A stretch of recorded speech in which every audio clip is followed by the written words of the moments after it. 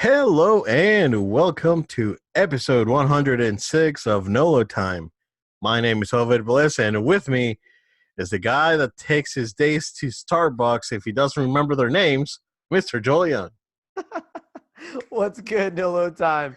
Wow, Obed pulling out the shots early in the episode, man. Bang bang. I'm wearing Uh, my I'm wearing my Last Jedi oh hat. yeah, he's feeling it I'm today. feeling it. He's want anger the people, rile them up. No, it's gonna be a good one, guys. Jill, how you doing? Man, I'm doing good. I'm living. Life is good on this side. Cool. I haven't don't have anything really interesting to share with you guys. Probably this weekend, I'll go and see the Ad Astra movie because I just like space movies in general. Star Wars obviously is one of them. We'll talk about Star Wars in a bit. So I think I'm gonna check that out this weekend. I'll probably talk about it in our next episode. Life is good, man. Yeah, which in the disappointing turn of events, we are not going to be able to make it to see Otaku this weekend. So I know. unfortunately, that was going to be our big thing for next episode, but we'll figure it out. Not much on my end either, man.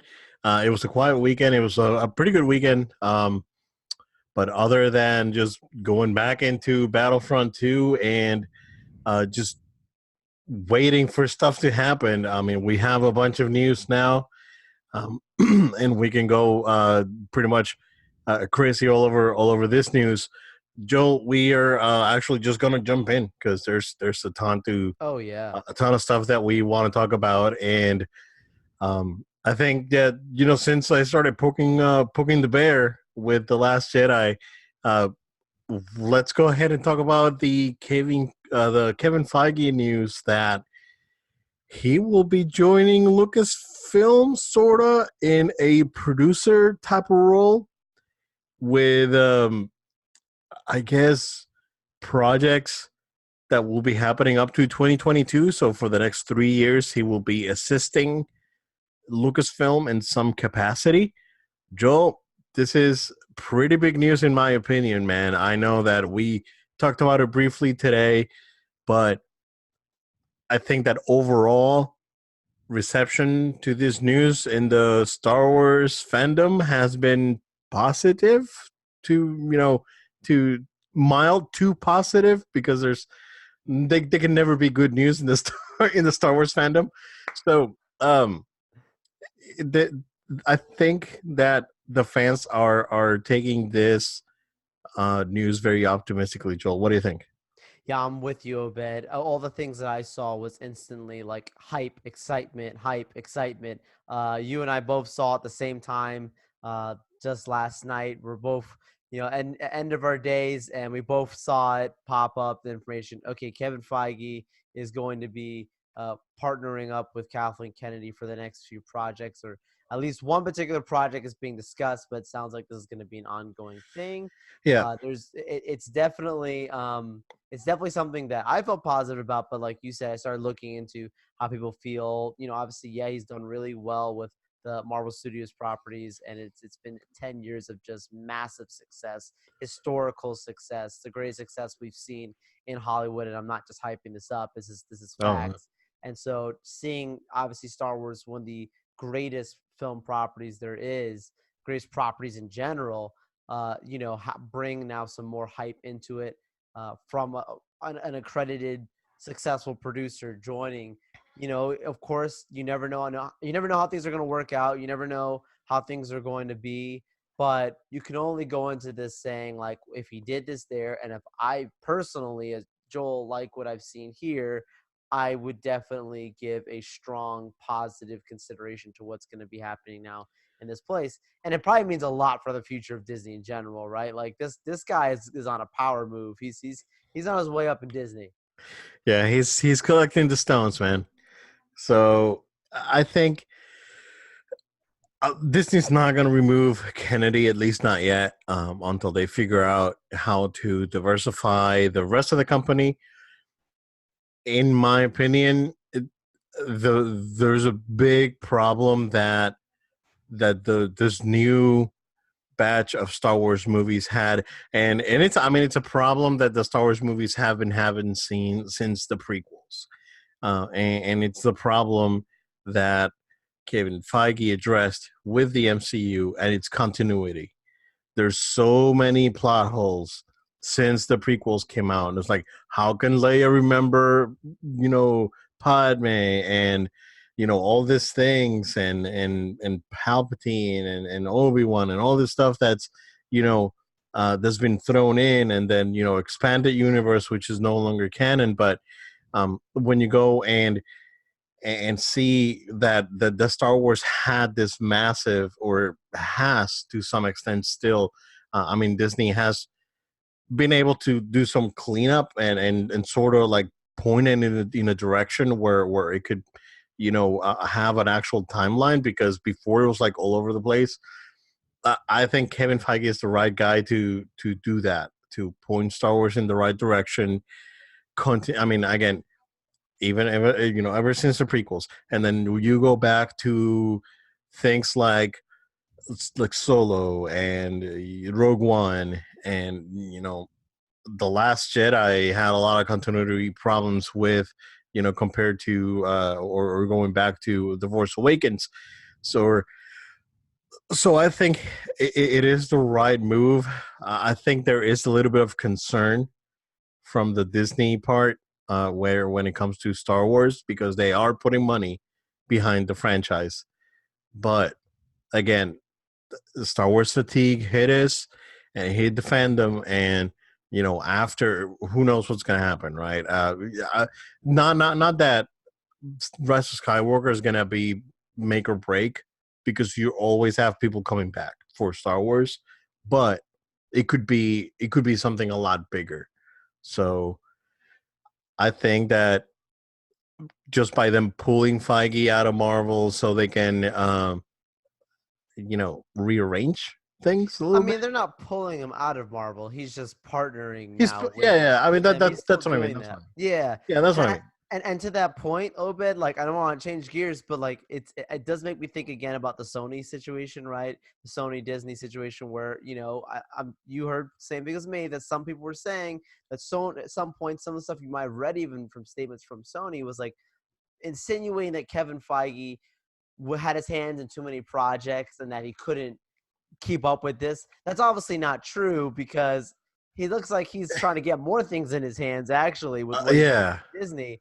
He actually has a very good system, and if he likes a property, he's going to want to join it, which is really awesome. So that to me kind of deads that whole narrative of this guy can't handle anymore. He's picking up Star Wars, for crying out loud. I That's know. not a small feat at all, and it's a very passionate fan base that expects nothing but great success, and he has nothing to lose. Like, this guy doesn't have to do this. He has a great resume. He's got a great Yeah, repertoire. He doesn't need to do this. And then people say, "Oh, Kevin Feige did great Marvel, but I don't know about them Star Wars movies." He didn't have to risk this, but he's doing it. He's a fan. So it's gonna be very fascinating to see where they fully take this, and where he takes Star Wars as a whole. Does he at some point pull this away from Kathleen? I mean, they're saying that, look, Kathleen's Lucasfilm. She's not just Star Wars. So yeah, there's some Indiana Jones and other properties that are being worked on by her. Does that mean that he's going to take more of a front seat if they have great success? I mean, whatever happened, based off of the article that I'm reading, Obed, it sounds like he came to Kathleen and Alan Horn and asked for a meeting to talk about some ideas he had and for the next phase of Star Wars. And from there, Alan Horn was like, "Yeah, we it makes sense to include you on this. Like, you're a big fan, you have good ideas. Let's definitely include you." So I think he's throwing out his fishing rod. He's got some stuff interestingly cooking now. Obviously, also, well, not obviously, but Obed, you and I have talked offline about some rumors in regards to Rise of Skywalker, and there's a lot of stuff out there. It's Star Wars. They did it with Last Jedi. We're hearing rumors again with Rise of Skywalker. Not going to go into it because we don't know if it's true or not, and it's not worth our time to talk about at length. And also, if it is true, we don't want to spoil it for anyone. But there is some stuff that you mentioned to me about, hey, trying to recreate some of the magic that we saw recently in the Marvel Cinematic Universe, a specific sequence in this next movie with some of the reshoots that are going on. yep, Is it possible that he also stepped in creatively with some of that? I don't know. I mean, it's just the stuff that makes me think now. I start putting things together, right? yeah. Which is what we do as fans. Yeah, I think that he's probably going to play a role similar to what Rick McCallum played back with the prequels, where Yeah. he was the guy out there hyping this thing up, and he was the guy behind the CG stuff, and at the end of the day, he was a yes man. Unfortunately, because you cannot say no to George Lucas. That's been a known thing for many years, but at the same time, he was the guy that was out there hyping the prequels and hey, we're doing this new technology and we're doing this thing with this mocap and all this cutting edge stuff that they did back when they did the prequels. First movie in that be to be filmed digitally with episode 2 and all this stuff. So so I think he's probably going to be playing a role more to that than anything else. And at the end of the day, Kathleen Kennedy is going to be the studio head. It's her thing, right? And like what you said, there's other projects going on right now at Lucasfilm. So not only Star Wars, there's definitely stuff that's happening. But in yeah, just going back to the what we mentioned again, we don't want to spoil anything, but there's a certain sequence that allegedly they're trying to recreate something similar to that in the Rise of Skywalker. I mean, that's a possibility because he's involved with that, with those projects very very deeply. So yeah, I'm excited. I'm excited. Same. Joel, not to go on a tangent, but do you think that deal that J.J. Abrams has now with Warner, do you think that's gonna do anything for DCU? Or I mean, because we heard that there's trouble there. No, not. I don't want to say trouble in paradise because it never was, but we've heard some issues about the about DC and the state of their cinematic stuff. But do you think that they're probably going to try to bring JJ in to sort of do the same thing that we think Feige is trying to do for Star Wars? It's a great question, Obed. When I saw that initial deal go into place, I was one of the first things I was looking for was, is there anything about him agreeing to do the DCEU? Because I feel like he's a fanboy, like most of us. He enjoys creating uh, from source material really good films. But the way I interpreted what I've read, what I've seen, is it's like he has his own movies that he wants to make. Warner's is going to be the people who are going to distribute it, but he also is going to have the ability to tap into existing Warner's properties if he would like. Meaning, if he wants the DC universe, he can have it. So Okay. if he the question is really comes down to does JJ want it, right? Because JJ is a modern day student of Spielberg, right? Like he's trying to be that kind of a guy. I'm not putting him on that level. I'm just saying that he's a name that she's tried to attain that. That's something he's been very honest about, is learning from Spielberg. So if he wants to do this, he can. If not, he might just keep doing his own original stuff. Maybe touch some other existing Warner's properties we don't know about. But I'm curious to see if he reaches out and says, "Yeah, I want to do this producing," or "Yeah, I want to just direct this one movie," because he can do both. He could produce, he could direct, he could produce, direct, and write. I mean, he could really do whatever he wants to do. Yeah. Maybe it's a sort of like a Christopher Nolan thing where, hey, you do Batman and we'll let you do whatever the heck you want to do. Exactly. Then Inception and then Dunkirk and all these other movies came out of that. So there's a possibility. So That's a good absolutely. point. Yeah, yeah, and that's interesting, and I think we didn't get a chance to discuss it here on the podcast. So, yeah, I didn't really want to go on a gigantic tangent on that, but very interesting stuff, man. For sure. I mean, Disney is very zealous about their properties. They're gonna do everything they can to keep everything in track. Again, I don't believe the internet things where it's like, oh, no one's at Galaxy's Edge. Oh my gosh, they're gonna close it down. No, I mean, I don't believe any of those rumors. And the area is not even completed yet, so Exactly. it's only a face that is open. So I think that it's a good move, and it's again a power move in Feige's Feige is definitely trying to do something, again, you know, I don't think that John Lasseter's job's been filled yet since he left the company. Maybe he's after that job. So who knows? Iger steps down 2021, right? I mean, Yeah. they know restructures are happening. Yeah. Things are moving, and Parks restructured this week too. Yeah, they So laid off that one lady. I forget that ran the parks for a while, and they're changing things there. y- So yeah. There's stuff happening. So absolutely, Joel. Just going in a segue over to DC again. There's rumors that the Batman movie is pretty much well underway, and there's rumors that Jonah Hill has been approached to or cast as a potential villain in the movie. One that's been confirmed is that Jeffrey Wright from the Bond movies and Westworld fame has been cast as um, Commissioner Gordon. If you ask me, I really like it. I really like that casting choice. So I'm interested for sure. And Jonah Hill to play villain, we talked about it. I think the Mad Hatter would actually make a cool villain because he's never been done, you know.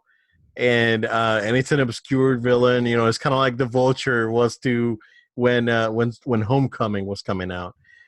So going out with a more obscure character, sort of like what they did with Batman Begins with Scarecrow. I mean, Scarecrow wasn't necessarily a very, popular villain. So, um, yeah, very interesting stuff, man. I mean, this movie, it seems like it's actually gonna be okay. yeah, I completely agree with you, Obed. I saw this casting for both of these guys. Jeffrey Wright being basically confirmed as the commissioner. Great, makes sense. It's a Cool. great I freaking mean, choice, man. yeah, he's gonna bring great levels to it. I love his voice. You know, when he came out in Hall H talking about playing the Watcher in the Marvel What If series, you know, just hearing him talk live, it's like this guy's got a great voice, a great presence. So Commissioner Gordon, he'll bring a great personality to it. But Jonah Hill, I personally have felt that Jonah Hill is a talented actor. The stuff that I've seen from him has mostly been in comedic roles, and I feel like he's been mostly viewed upon as a comedic actor. And it's similarly to the way Robert Pattinson has always been looked upon in a way of just a Just the romantic Twilight guy, yeah. Twilight guy, right? And you, Obed, you and I are both the kind of people that we don't look at them just as those one roles. We look at them as actors, and we know that if the director has a vision to cast this person, it's not because they're looking at him as Twilight guy or Jonah Hill, the comedian. They're looking at them as talented actors. And so Jonah Hill, being a villain, I really don't care what villain he's going to be. In transparency, he really could be anybody, and I'm at this point I'm okay with it. And people are like, well, you must be a big Jonah Hill fan. No, I think it's just because he has such a unique way about him. You Obed, you talked about the Mad Hatter. I could see that. Like that makes sense to me. Someone else talked to me about the Penguin. I don't personally want to see that on the big screen right this moment. But if they did, I could see that too. Yeah. Someone else, some place on the internet have talked about him being the Riddler. I could totally see that too. Like it would make sense to me. I think Riddler's due for a comeback. Yeah, I agree. Yeah. I think all of those make sense. But my point being is he could be any one of those people, and I wouldn't be mad. And I think that has to do with whenever I see comedic actors make changes into roles like this, or even directors or those sides of roles, like comedians understand drama and they understand the way to bring the proper type of drama to a role, right? So when Michael Keaton was cast as Batman, we always reference this.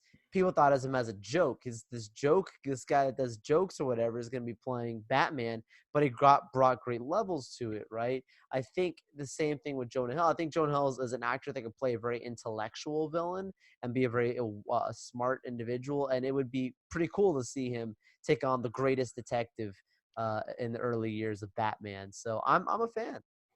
Yeah. I mean, he's not a bad actor. I mean, he was on Moneyball and Wolf of Wall Street, so he's got some drama chops. I haven't seen that series that he did on Netflix with Emma Stone. I forgot the name of it. Someone that worked on me was really good. But I might check it out.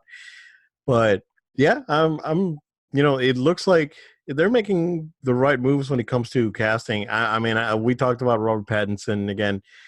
I I had zero issues with him being cast as Batman. I really don't mind. So um, we'll see.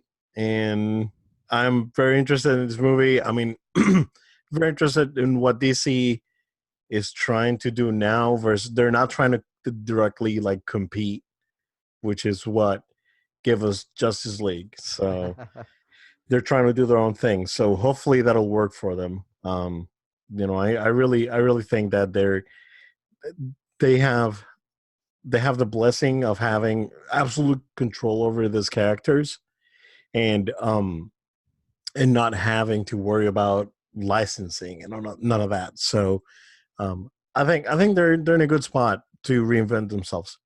For sure. Joel, before we head into the whole bunch of gaming news that we have, there is a Jurassic World short and some other news that came out this week regarding that, regarding Jurassic World 3. I haven't had a chance to watch the short, Joel. You told me it was good. What do you think, man? Yeah, the short's cool because it's from Colin Trevorrow, the same person that's working on this new movie, and it's cool. Like you don't usually get a short film before a movie's coming out to hype it up like this. So I thought it was a fun little surprise. I enjoyed it. It's called Battle at Big Rock, I believe. But essentially, the important thing to note from it is that you need to listen to the opening radio sequences that's being discussed. Sounds like the very first a dinosaur has been birthed on United States soil.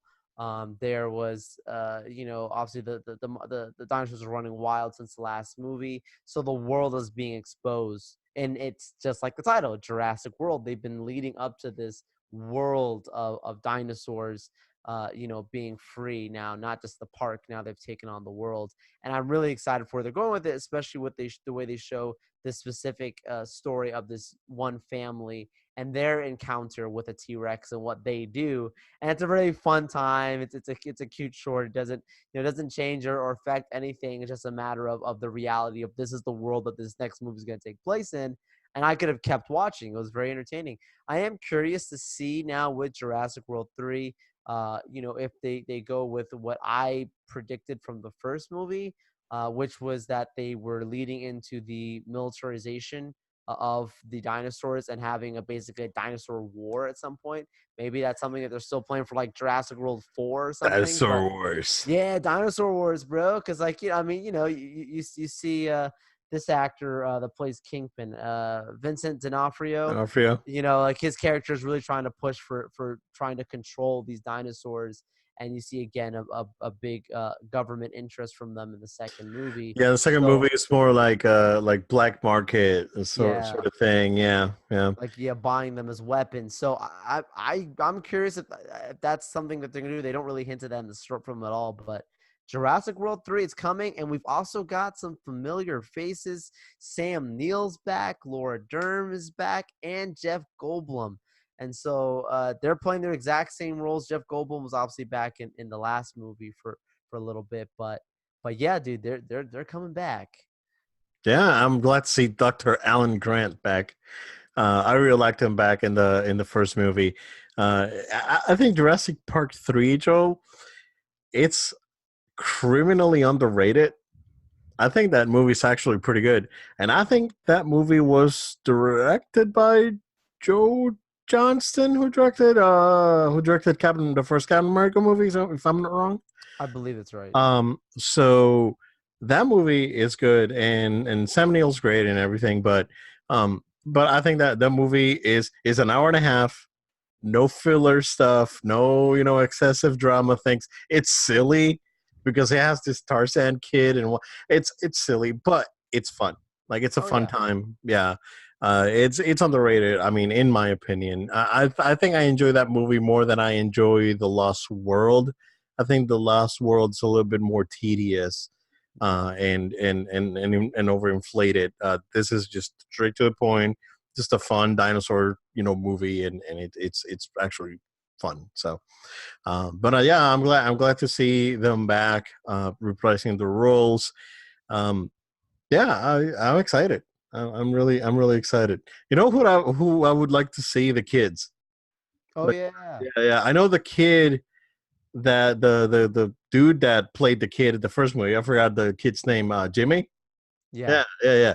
So he was in Bohemian Rhapsody. He was one of the members of Queen in Bohemian Rhapsody. So, um, yeah, I mean, it'd be cool to see them back. As adults, it's like, oh, you're fighting for their grandfather's legacy or whatever. You know, yeah, that'd be pretty cool. But yeah, I think Jurassic World 2 was kind of flat, in my opinion. I enjoyed it, but not as good as not as much as the first one. I think the first one's is pretty good. the first one's more memorable for sure. I think the first one has more moments. Yeah, The second one, exactly. the second one, it had more set pieces too. Yeah, The second one, I mean, I was not a big fan of that raptor design. It was the Indo Raptor or whatever they were calling it. yeah, Yeah, I mean, I know that they were going for like this stealth thing and all that, but I just wasn't a fan. Yeah, the first one was definitely memorable. But yeah, Jurassic Park is big. Jurassic World has been bringing in millions for Universal, like in billions actually. it's So, true.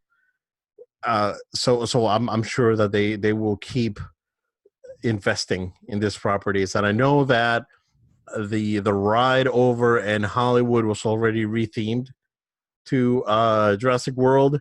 I don't know if you knew, Joel, that the one here is getting rethemed, Yeah. and it's also getting a separate Jurassic World ride. So Yes. they're building a second ride. Um, so it's big. It's big. Universal's betting a ton of money on these movies, and they do well overseas. They're not offensive to Chinese government. It's So true. It's so they true. just play in China and make $1 billion over there. They do. Yeah, and plus whatever they can bring in here. So that for sure is pretty big. Joe, before we jump into the video game section, let's go ahead and take a quick break, and we will be right back. And we have returned. Joe, there was a pretty cool trailer released today for Star Wars Jedi colon Fallen Order, or a Star.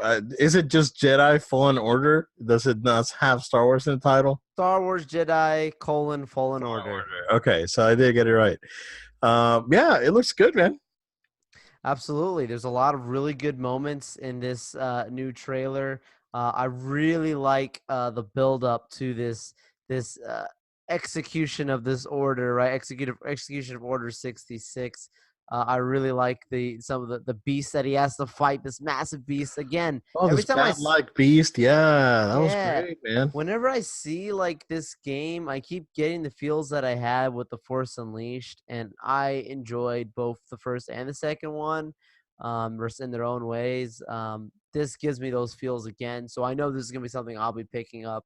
I'll probably will I pick it up day one? I'm not sure. I would like to, but not sure. But this is definitely gonna be something that I will like to play. Um, there's a lot of really cool, apparently, puzzles in this game. Some really cool moments that you're gonna have with the Empire. Not sure what to expect there, but they just started talking about a little bit more today. This was all part of the Force Friday or Force Triple Friday or whatever they called it on the live stream on StarWars.com and the Star Wars YouTube channel today, previewing all the new Star Wars products that are going to be coming out on Force Friday next week. So it was pretty cool to see that they took the time out to also promote this new game, where they could have spent that time talking about Rise of Skywalker and all this stuff, and they did give some of the figures or whatever, but no information for that. But they really are making a push for this game. Obviously, it's coming very soon. Obed's coming here November 15th. So we'll see if that holiday push kind of comes into play here. Yeah, it's a week after. It's right a week after Death Stranding. Yeah, We'll talk about Death Stranding here in a second, but yeah, I mean they're in a tough spot because they're Call of Duty is going to release 2 weeks earlier or before that. yeah, it's a rough launch date. This should have been probably like a January February game in my opinion. Yeah. But I mean, if they're good to go with it and they're good to go with releasing it, yeah, sure, go ahead. I am very close to having this be a pre-order, but I'm gonna I think I'm gonna still wait it out. Still wait it out, see how it is. I think the game's gonna be good, no question. I mean, based on what we've seen, it looks solid, for sure. And I trust Respawn. They have been very protective of their studio, and they have tried as much as they can to keep the EA corporate heads out of there, and not going crazy with microtransactions and all this stuff. So um, I mean, out of respect for the studio, I'll grab it. But again, will it be a day one? I'm not sure. We'll wait and see on that one. But it looks good. I mean, what I've seen so far, it looks solid, and that gameplay demo that they showed was good. I'm actually more excited about this game than I'm about the Avengers game, which was the opposite before Oh, trailers and all sure. came out.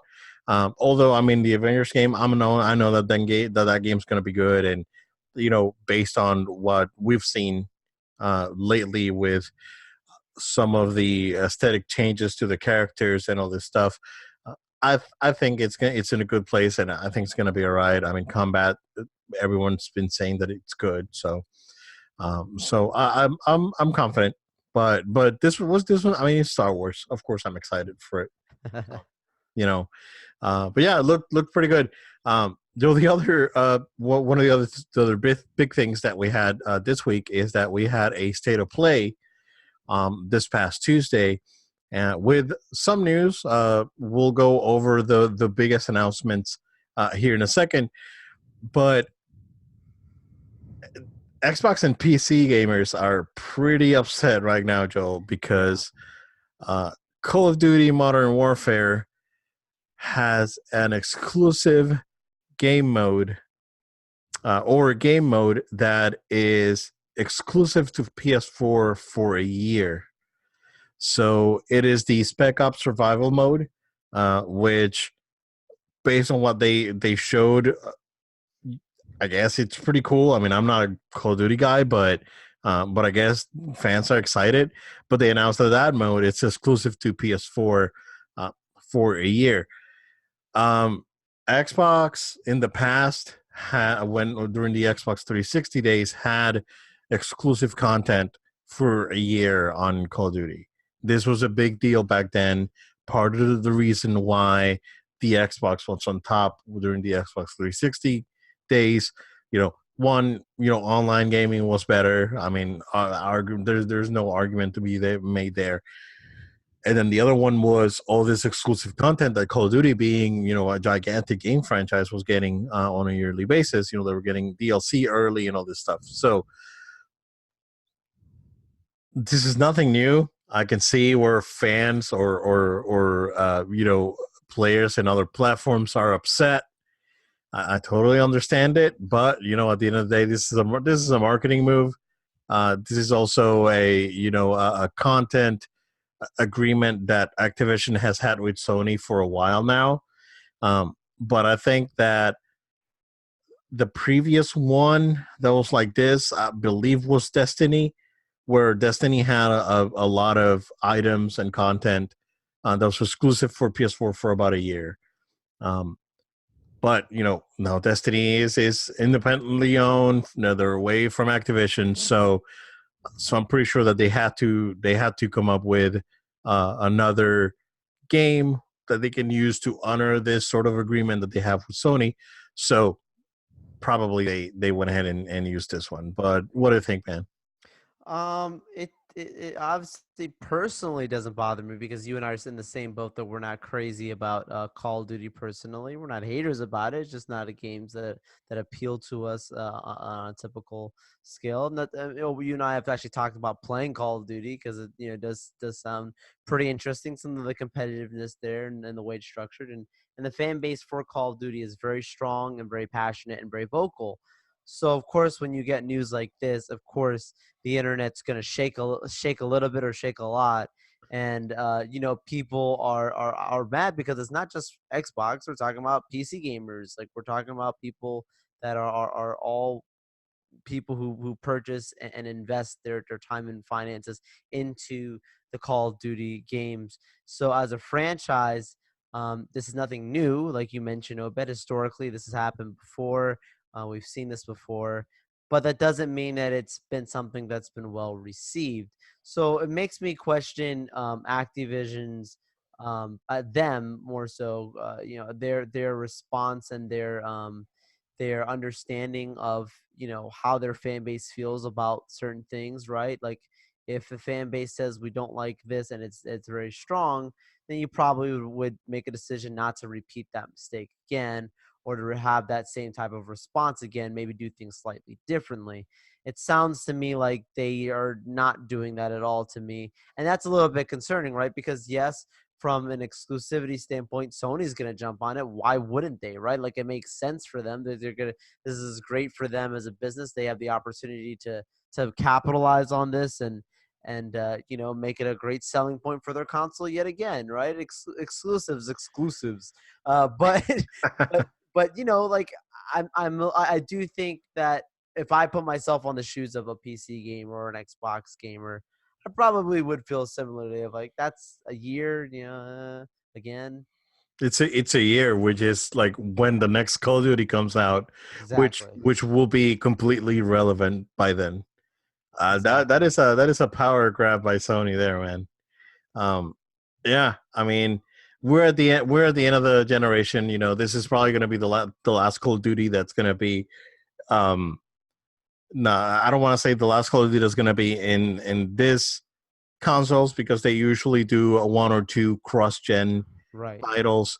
They did it with Ghosts and Black Ops.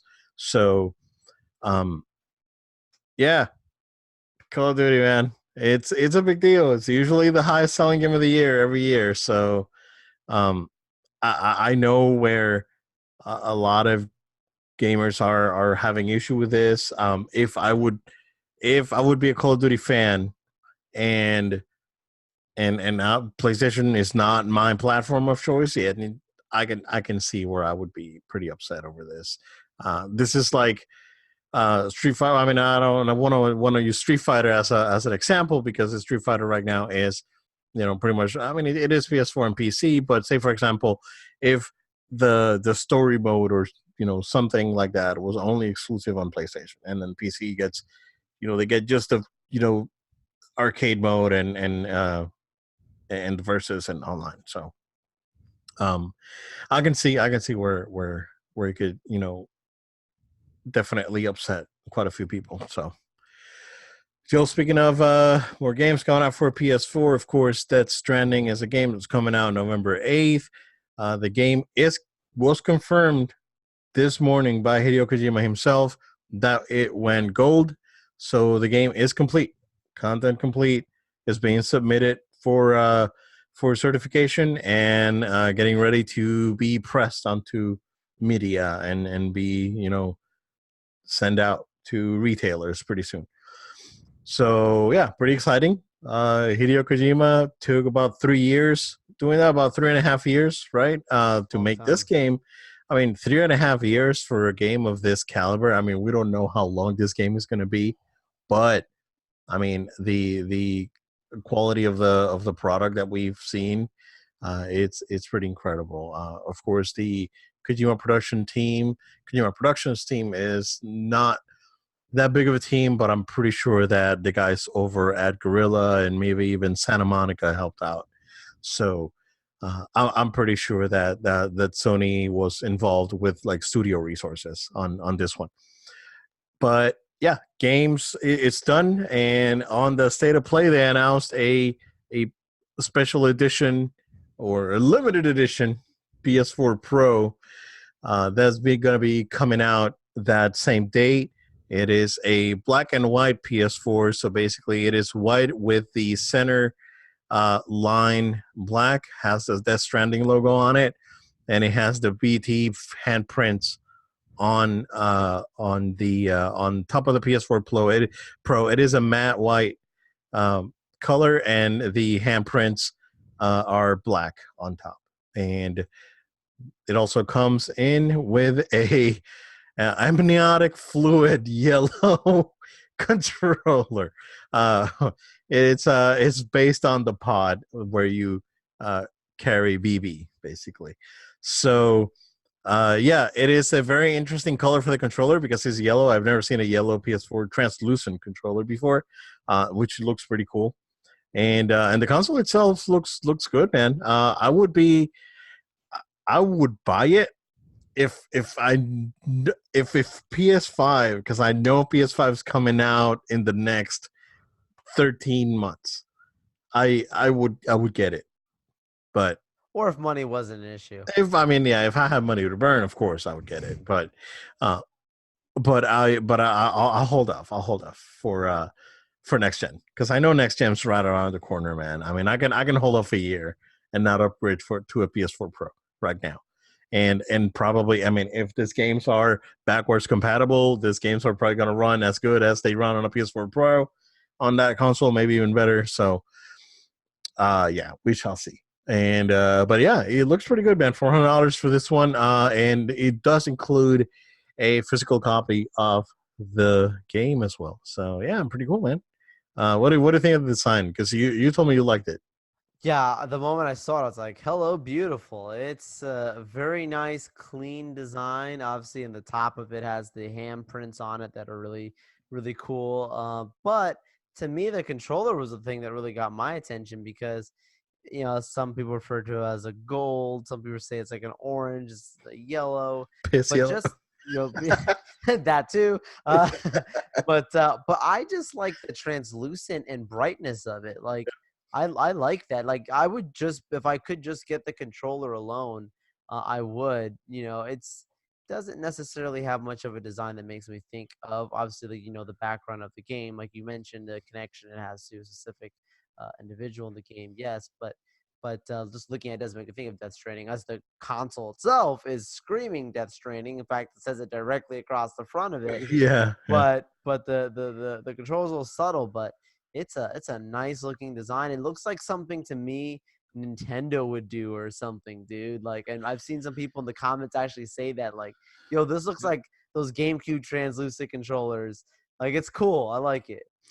Yeah, yeah, this one looks good. Yeah, can you imagine like a translucent purple, like the atomic purple, Oh on a yeah, PS4 controller? That'd be really nice. nice. Because I know that you can buy like generic unbranded cases where you can transfer it, kind of like what I did with this one that I have just right here, which is Yeah, was a black controller that I put up an orange face over it, but they sometimes like this one's fine, but the D pads, it's kind of squishy. I don't like it. I like it yeah, like my D pads to have a little bit more crunch than this.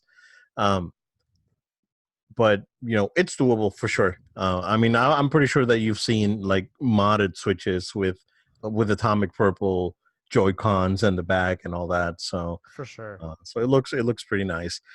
But yeah, I really like it, man. I like the colors on the console, the black, gold, and white on it. It looks really really nice, and I'm looking at it, right?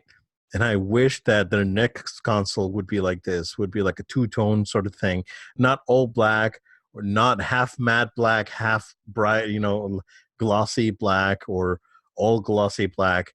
Like if they would do something like this, like more of an Apple thing, right? Where you would do like a matte white and a matte black on certain different tones. That would be really nice. I gotta say, like straight up, dude. If this console was like black and the black and white, the same colors that it is right now, without the Death Stranding branding, I would probably consider it even more because it'll look cleaner. So Sony, if you're listening for next gen, get your console designer to make a two-tone console. I know it's not great, but hey, you know what? Xbox did it. Like, because the Xbox One X, the S, I'm sorry. Ooh, see, it still happens after 2 years. Poor The, little the Billy. no, I know, little Billy's still struggling with the S, not the X. The S is two tone because and I really really like the design of the S, because it has the two tone, matte white and matte black. So that looks pretty cool. So yeah, well, I mean, it looks great. It looks great. I'm hoping that the next console would look something similar to this. So yeah, we'll see. And yeah, I'm looking forward to Death Stranding. I mentioned it to you last night. I was like, yo, I was having this dream. That we were at this Death Stranding preview thing, and it was great. Yeah. So I can't wait. I mean, it's one of the games that I'm most looking forward since MGS5. So that's gonna be it's gonna be a big one for me for sure. So yeah, we'll see. Joe, The Last of Us 2. We were having lunch on Tuesday, and I asked you, Joe, what do you think the release date for The Last of Us 2 was going to be? And we were having a discussion, and you were throwing around some decent dates, right? And You then were direct, bro. and then what did I say?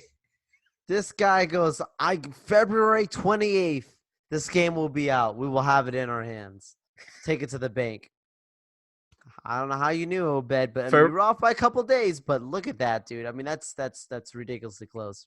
Yeah, February 21st is going to be the release date for The Last of Us 2. They gave us a new trailer, and it looks freaking brutal. It's gritty. It's yeah, and I'm excited, question mark, because I mean it's a really intense story. I will definitely replay The Last of Us pretty soon because it's going to be available for free on PS PS Plus. Plus next month. On PS4, I have it on PS3. I don't want to play that game on PS3 because it was chuggalicious, to say the least. When you play it on PS3, I the like that use of chuggalicious. Sugarlicious. Yeah, it runs at like 24 frames a second. It doesn't even. I don't think that game hits 30 at all. Wow. I think it runs at like 24 or something.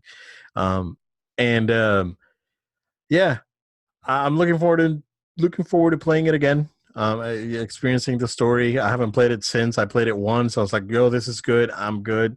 Let's go ahead and move on from The Last of Us. But it's been 4 years. So actually, it's been 5 years since I played it. So yeah, I'm looking forward to giving it another shot and see if it gets me hyped because this game comes out 2 weeks before the Final Fantasy VII remake, which is one of the most anticipated games of all time, and I'm looking forward to. I mean, we're gonna get two PlayStation 4 exclusives pretty much back to back here, Joel, with this and Final Fantasy. Of course, Final Fantasy it's rumored to be released on other platforms, but at a later date.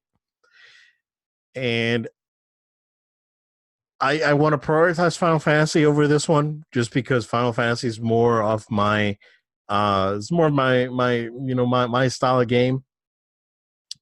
But I will definitely give The Last of Us 2 a shot. It looks incredible from what we saw in that trailer, man.